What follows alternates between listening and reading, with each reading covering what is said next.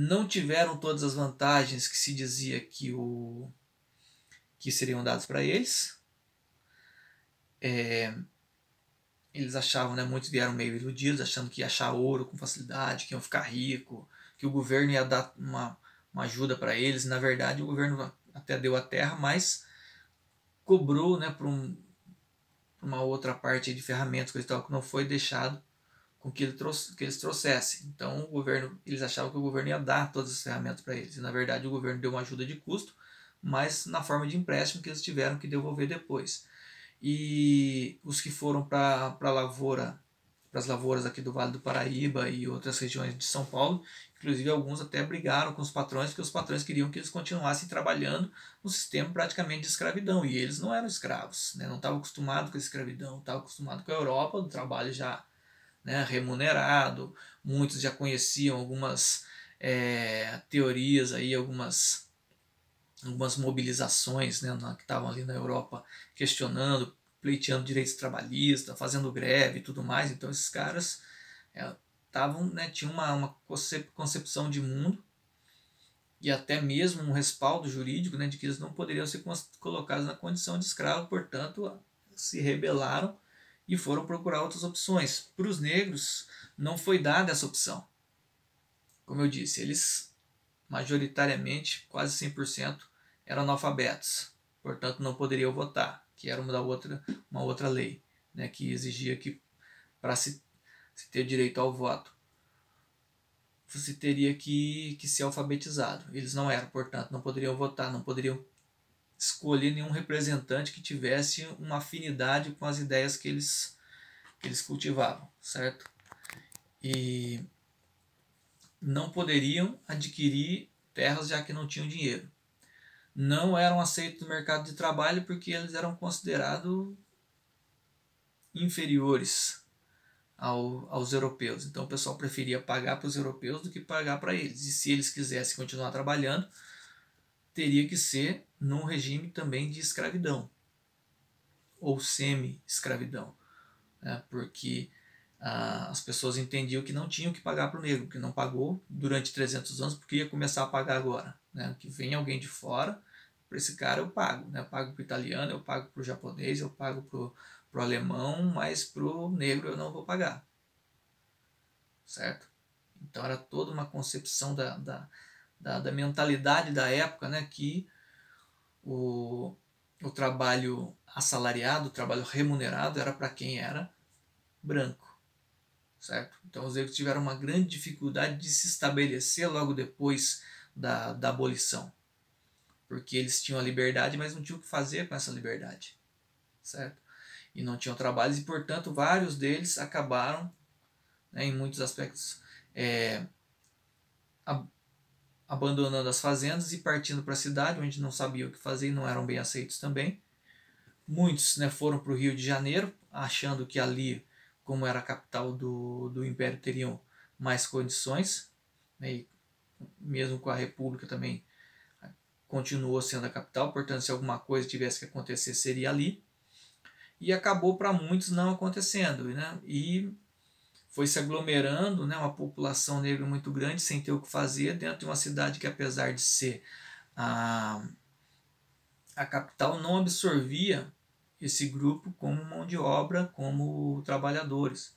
E isso acabou acarretando vários problemas sociais, né? O início ali de agrupamentos de pessoas nas regiões periféricas, com todos os problemas que isso causa, um aumento na delinquência, alguns grupos de capoeiristas, né, que lutavam uns contra os outros ou que aceitavam pagamentos para ajudar a fraudar eleições. Então, em 1892, se eu não me engano, a capoeira foi proibida no Brasil porque era considerada uma coisa de gente vadia, de gente delinquente. E só em 1937, com Getúlio Vargas, é que a capoeira não só foi descriminalizada, como também passou a ser considerada uma arte marcial legitimamente nacional. Mas mesmo assim, né, a gente percebe que foram mais de 40 anos, né, entre a proibição e o reconhecimento disso como parte da nossa cultura, mas nem por isso ela acabou, né, até hoje a gente percebe que a capoeira ainda em muitos aspectos é mal vista, porque ainda é associada com essa questão da religião, da cultura afro, né, que as pessoas não entendem bem, e por isso, assim como no Brasil colonial, né, por não entender, querem evitar, querem afastar, querem apagar de alguma forma.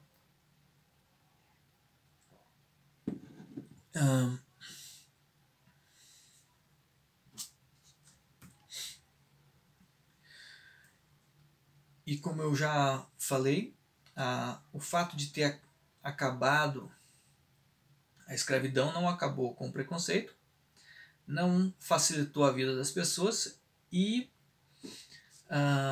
não fez com que o tratamento dado à população negra no Brasil fosse menos degradante em muitos aspectos, né?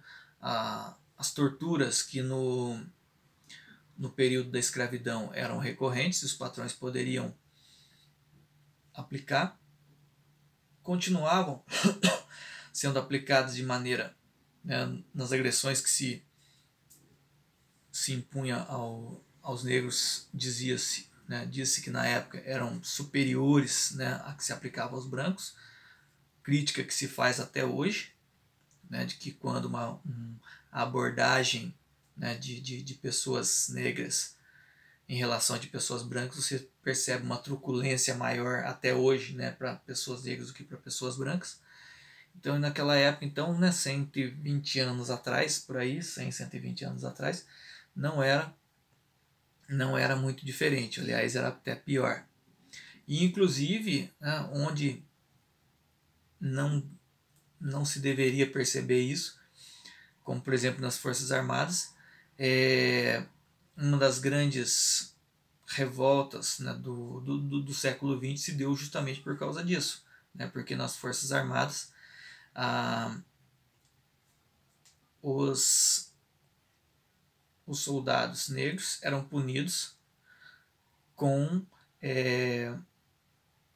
um requinte, né, de crueldade, com castigos físicos que geralmente não se infligiam aos brancos. Inclusive por causa disso foi o que ocorreu a revolta da vacina, né, que acabou meio que, de certa forma, celebrizando, entre aspas, né, a figura do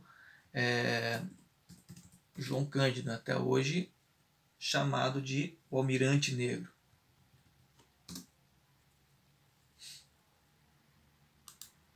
Então, em 1910, depois de um castigo físico muito extremo, né, para um dos marinheiros, o grupo ali se revoltou, o grupo de marinheiros se revoltou e chamando o João Cândido, que era um cara que, apesar de ter uma origem humilde, ele era um cara considerado um líder ali, respeitado pelo grupo, e eles fizeram um motim, capturaram algumas das principais embarcações da Marinha Brasileira e miraram os canhões na direção do Rio de Janeiro. Inclusive chegaram a fazer alguns disparos e dizendo que eles queriam o fim dos castigos físicos, já que agora ninguém mais era escravo, todos eles eram iguais e, portanto, queriam ser tratados como iguais, que os soldados eles vão para a guerra do mesmo jeito, eles lutam do mesmo jeito, eles morrem do mesmo jeito, portanto, eles não queriam tratamento diferenciado, né, no caso, como se eles fossem escravos ainda. Então, o governo, a princípio, cedeu, disse que estava tudo bem, resolveu que não ia mais haver castigos físicos e tudo mais, mas assim que os revoltosos abriram mão da vantagem que tinham, né, eles foram presos, alguns foram mandados para outras regiões do país, e os líderes foram presos, inclusive João Cândido ficou 2 anos preso, né, sofreu inclusive uma tentativa de assassinato dentro da cadeia, mas ele conseguiu se livrar, mas ele foi expulso das Forças Armadas. Então a gente percebe que, né, toda uma construção, né, onde os negros sempre vão ser colocados numa situação de desvantagem, né, mesmo e não tem muito a quem recorrer. Quando escravos eram considerados propriedade de alguém, portanto não tinham mesmo a quem recorrer. Agora, homens livres, né, não eram tratados, né, como se realmente fossem livres, e não eram tratados, não tinham os mesmos direitos que os outros tinham. Obviamente isso não era uma coisa escancarada, era tudo feito, né, como vocês perceberam, de maneira indireta. Ninguém proibia os homens negros de votar, mas você tem que saber ler. Então, como é que o cara vai saber ler? Você não é impedido de ter sua terra, mas você vai ter que comprar. Mas como o cara vai comprar se ele não consegue se inserir no mercado de trabalho, porque a preferência é dada aos imigrantes europeus e não ao homem negro, né? Para ele sempre vai acabar ficando um papel subalterno, vamos dizer assim, uma posição, uma condição de trabalho sempre inferiorizada em relação aos outros grupos, certo?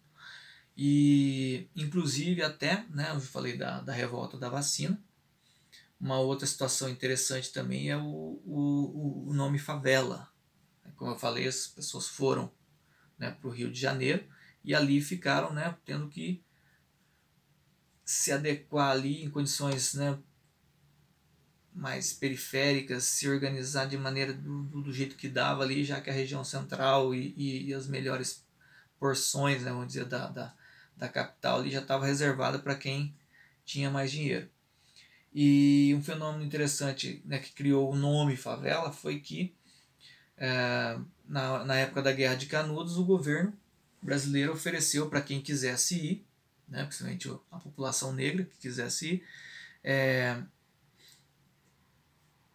se eles fossem para a guerra, participassem e voltassem vivos, eles ganhariam uma porção de terra para poder cultivar e tal. Então, para quem não tinha nada, era uma proposta tentadora. Você vai lá, guerreia com os caras ali, e se você voltar vivo, o governo vai te dar uma terra. Então, muita gente foi, né, achando que realmente ia ter um pedaço de terra quando voltasse, se voltasse. E lá, lutando na Bahia, eles se agrupavam, né, no monte perto da cidade chamada de Belo Monte, que foi apelidada pelos soldados ali, pelo pessoal da região ali de Canudos. E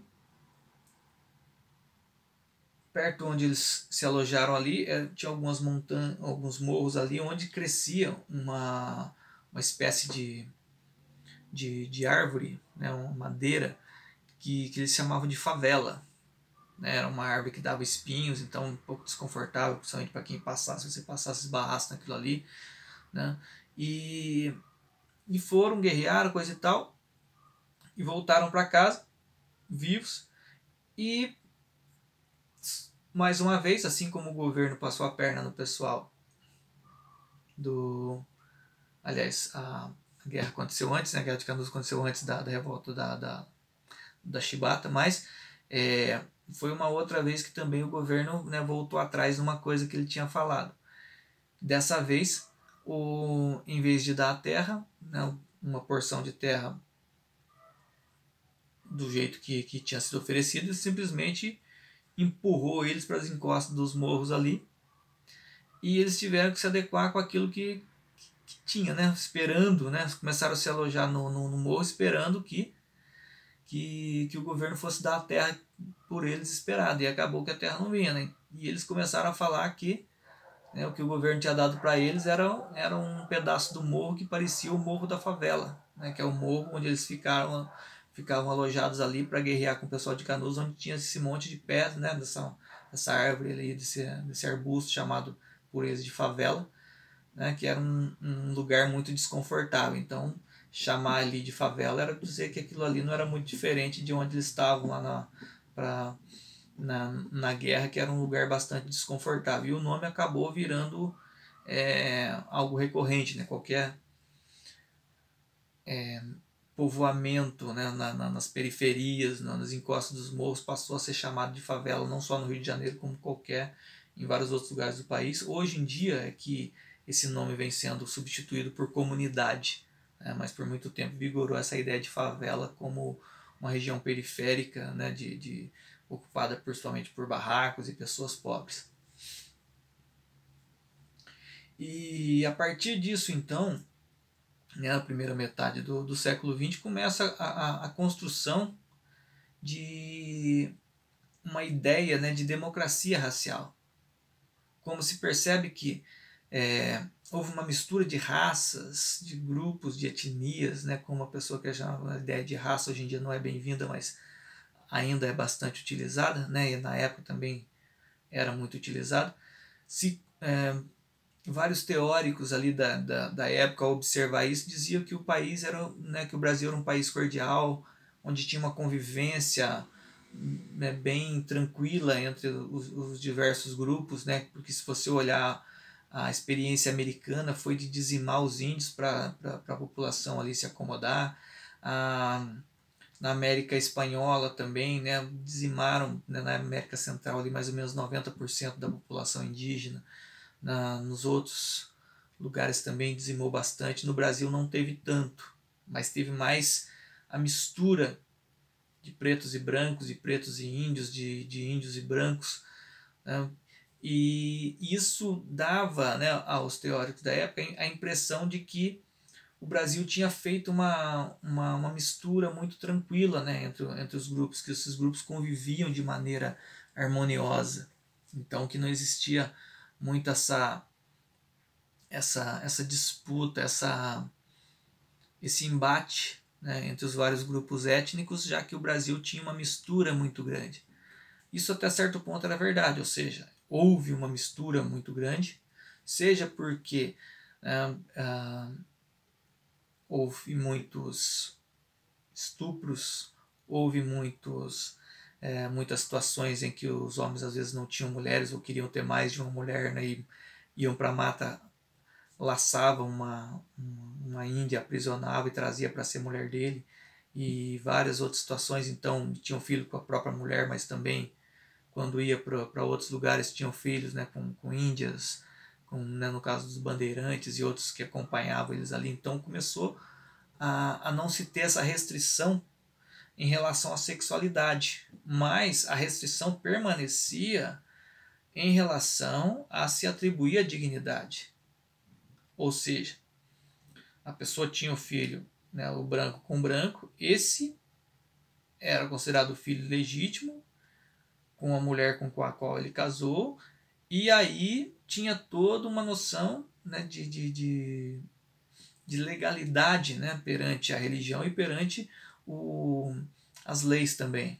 Já os filhos fora do casamento, independentemente da maneira como eles fossem concebidos, não só não tinham direito à herança, não tinham direito a nada, e se fossem fruto de uma união com outras etnias, né, meio índio, meio negro, né, fatalmente, além de não ter respaldo legal nenhum, também sofreria do estigma de ser considerado menos gente, vamos dizer assim, porque era fruto de uma mistura, né, de etnias e não, vamos dizer assim, uma etnia pura, né? Não era um branco puro, ele era misturado, e por ser misturado já era considerado inferior aos outros grupos, certo? Ao grupo branco, aliás, não aos outros grupos. Os outros eram todos, de certa forma, inferiorizados.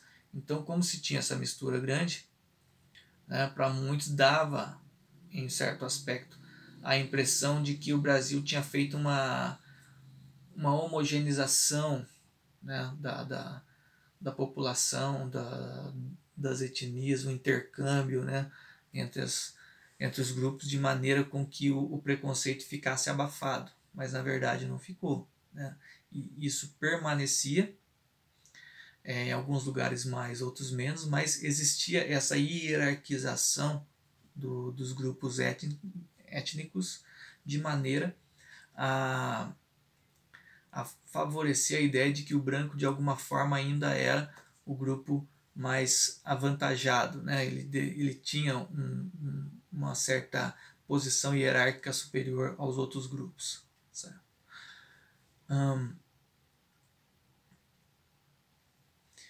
E comparando com outras experiências, né? Essa noção de mistura de raças, né, dava a ideia de que o Brasil era um país muito tranquilo, já que, se você comparar, com, por exemplo, com os Estados Unidos, né, existiam leis que proibiam o casamento entre pessoas de grupos diferentes, né, de brancos com negros, por exemplo.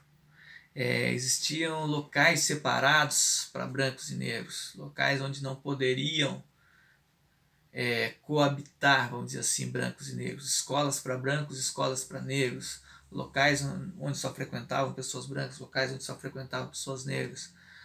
Inclusive até a década de 60 você vai perceber ali nos Estados Unidos locais separados mesmo, né, só para um grupo ou só para outro, né, e leis dizendo, né, escancaradamente, né, que deveria haver essa separação, impondo essa separação entre grupos. Então, como o Brasil nunca teve isso, né, passava-se a ideia de que aqui teria sido as coisas de maneira mais tranquila, né? Mas o fato de ser velado não quer dizer que não exista. Você pega, por exemplo, nos Estados Unidos, né, você tem a Ku Klux Klan, né, que é muito conhecida, é um grupo de pessoas brancas que se juntavam para realmente hostilizar pessoas negras, muitas vezes espancar, até mesmo matar pessoas negras.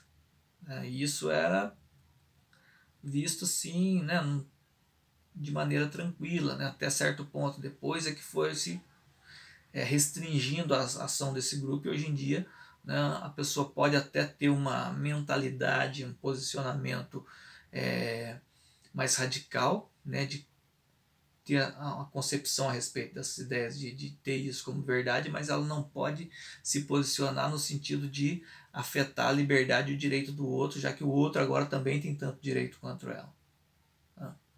Mas aqui no Brasil, justamente por não ter sido falado, não ter sido colocado no papel, né, que o branco pode isso, o preto pode aquilo e tudo mais, ficou parecendo que aqui reinava uma igualdade.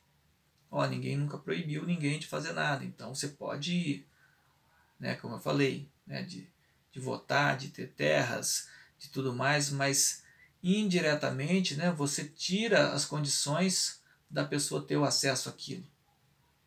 Então você cria um sistema onde você não precisa formalizar isso em lei, né? Você já, dentro da malha social, você já tira o suporte que aquela pessoa poderia ter para realmente ter aquela condição de igualdade. Isso é muito sério, né? Porque você cria uma condição onde parece que as coisas estão bem quando na verdade não estão. Você cria uma condição onde você pode até mesmo formalizar um discurso dizendo que aqui as coisas estão bem, que é tudo tranquilo, que ninguém está forçando ninguém, ninguém está proibindo ninguém, mas na verdade você cria uma série de condições que, mesmo não estando nada explícito, elas também não encaminham, não vão para frente, né? E voltando a uma experiência mais fora do Brasil, mas que também ficou marcado, né, pela proporção que esse racismo pode chegar, e aí também amparado em lei, foi a experiência do nazismo, né, na Alemanha, que também, a partir do momento em que o nazismo se tornou o partido, né, no poder, começaram a restringir os direitos daqueles que eram de minorias, principalmente os judeus. Então, primeiro, cortando alguns direitos e tudo mais, foi indo até o ponto em que as pessoas realmente foram afastadas da sociedade, foram confinadas em campos de concentração, foram desapropriadas de suas posses, até o ponto que elas começaram a ser exterminadas. E nisso a gente remonta a toda aquela ideologia do século XIX, né, do darwinismo social, de achar que existem grupos de pessoas que são superiores a outros, e o nazismo vai levar isso ao extremo, né? Ele vai pegar essas ideias mesmo do darwinismo social, com a ideia de eugenia, né, de purificar o mundo, né, dessas raças inferiores, e deixar somente aquela que, no entender deles, seria superior, que seria a suposta raça ariana, que eles também, né, fizeram altos malabarismos aí para tentar justificar que realmente existiu e existe esse tipo humano, e que seria justamente a população ali da Alemanha, o grupo, no caso ali que estava no poder. E então, com isso, justificou-se o extermínio de milhões de judeus, de ciganos, de negros, de vários outros grupos, e que se colocava então não só como uma coisa ideológica, mas também como algo científico. Isso é muito perigoso, né? Você criar toda uma narrativa baseada em supostos fatos, demonstrados por meios imparciais, para justificar o porquê você está exterminando aquele outro grupo, porque você está reduzindo ele da condição de ser humano e autorizando com que se faça com eles todo tipo de barbaridade, inclusive que se extermine, né, toda uma etnia por conta disso. A gente percebe no nazismo, né, um divisor de águas, não só porque foi uma experiência traumática, né, que gerou toda uma comoção em todo o mundo, e aí a partir de então foi reverberando e gerando outras discussões menores, mas que também muito, muito sérias, mas também de demonstrar o como essa visão de separação, de hierarquizar grupos humanos pode ser nociva, né? Porque ali você tinha toda uma máquina feita, né? Máquina no sentido de toda uma estrutura social feita para justificar o porquê que algumas pessoas merecem viver e outras não, para justificar o porquê que certas pessoas merecem um determinado status social e a outra é totalmente relegada ao descaso, né, a ponto de não merecer ser considerado ser humano. Ali, na experiência do nazismo, você percebe as pessoas colocadas na situação como se fossem, né, um grupo são as plantas, né, que eu quero cultivar no meu jardim, e o resto são ervas daninhas que eu tenho que passar enxada e tirar porque, né, elas estão consumindo o adubo, estão consumindo a terra, estão enfeiando o lugar ali, e eu preciso deixar somente aquilo que é do jardim, né, que é característico do jardim, são as minhas plantas ali, as minhas roseiras, vamos dizer assim. E o resto então pode passar enxada em tudo, pode tacar veneno, pode fazer o que for, exterminar, porque você não está fazendo nada de mal. Você está simplesmente garantindo as coisas boas para aqueles que realmente merecem essas coisas. Então se cria todo um mecanismo, né, onde mesmo quem não é a favor dessa prática acaba tolerando, né, um conceito que a Hannah Arendt vai trazer depois, né, e chamar de banalidade do mal, ou seja, mesmo cidadãos comuns passam a ter aquilo como natural. Estou embarcando para morrer? Beleza. Você é a favor disso? Não sou a favor nem contra, né? Não acho muito legal, mas como é o meu trabalho fazer isso, e se eu não fizer, outra pessoa vai fazer, então eu vou lá, vou dar o carimbo aqui para poder embarcar esse pessoal para ir para o campo de concentração para morrer, né?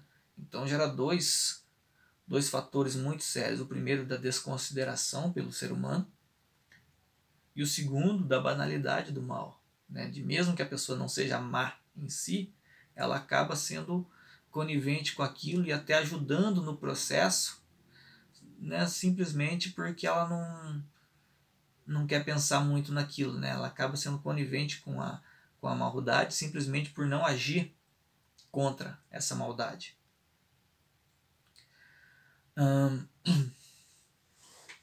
E depois, né, da derrota do nazismo, a gente vai perceber outras, como eu falei, outras mobilizações em vários lugares do mundo, e uma das mais contundentes, uma das mais relevantes que a gente pode ressaltar vão ser os movimentos pelos direitos civis nos Estados Unidos, que foram mobilizados principalmente, né, pelo pastor batista Martin Luther King, que vai fazer algumas passeatas, mobilizações pacíficas, né, porque ele era contra a violência, para mobilizar as pessoas para perceber o quanto elas podem e devem se opor àquele sistema, né, que havia nos Estados Unidos ali, de segregação entre negros e brancos. Um caso emblemático ali foi de uma senhora que entrou no ônibus, né, e a parte da frente do ônibus era toda só para as pessoas brancas, e do meio para trás era para as pessoas negras, e ela resolveu que ia sentar ali na frente. Se não me engano, estava cheio lá e alguém pediu para ela sair, ela não saiu, e o motorista parou o ônibus e fez a polícia arrastar ela dali, porque ela estava num lugar que supostamente não era o dela. Então foi feito todo um boicote às empresas de ônibus, até que então eles resolvessem que, né, viram que estava pesando no bolso, resolveram não permanecer com aquela política de segregação dentro do ônibus. E daí, a partir disso, foram fazendo outras mobilizações para exigir mais direitos para a população negra ali, até que foram se desfazendo, pelo menos legalmente, né, as restrições, e outros líderes foram surgindo, como por exemplo Malcolm X, né, que não era tão ligado a essa ideia de paz aí, né? Ele achava que tinha que ter também um enfrentamento, né? Já que eles estavam sendo agredidos, eles tinham que agredir de volta, porque senão eles nunca iam ser respeitados na medida que eles queriam, né? Então, seja com a política de enfrentamento, seja com a mobilização pacífica, né? As duas geraram, né, várias repercussões que se tornaram bastante positivas ali nos Estados Unidos e acabaram também estimulando outras mobilizações ao redor do mundo, inclusive no Brasil. Outro exemplo também que